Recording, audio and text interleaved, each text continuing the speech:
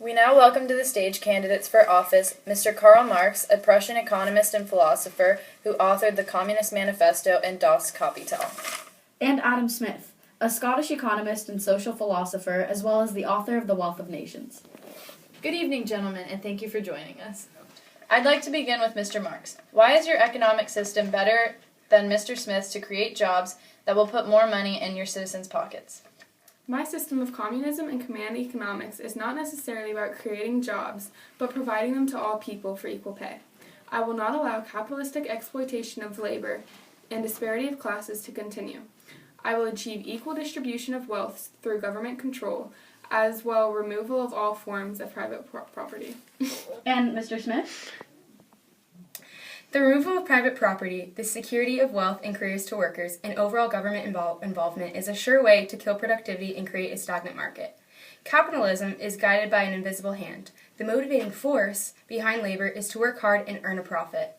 Without this, we see a lazy and non-incentivized worker. My hands-off approach to government and the economy is the only way in which we can be regulated, and hands-off survival of the fittest approach. And now, Mr. Smith, what is your plan for dealing with jobs that have gone overseas? I will do nothing. If businesses are forced to come back where production cost is much higher, then there will be a significant decrease in supply. This is a wonderful example of why government should remain out of the market, and the market should promote free trade. And Mr. Marx? I don't agree. I believe the only way to protect an economy and those in it is to promote a policy of isolationism. If we allow all jobs to be taken somewhere else, we cannot protect the welfare of all citizens. What do you think should be done about the current role that the government plays in business? Well, during the Industrial Revolution, I was actually one of the leaders behind the idea of the hands-off economics. I think the invisible hand of competition and consumer interests should drive businesses. Which does not help American workers. Actually, I disagree. My whole idea of division of labor worked greatly during the Industrial Revolution and helped workers specialize in one skill and be more efficient. And what do you think, Mr. Marx? Well, unlike my opponent, I actually care about workers. While his work began the Industrial Revolution and may have kept it going, it was entirely unjust and took away their independence and pride in their work. Mr. Smith's system only works to help big companies get richer while the workers get exploited. Where's the equality? We need to work to strengthen the middle class, and that's why I believe government intervention is essential.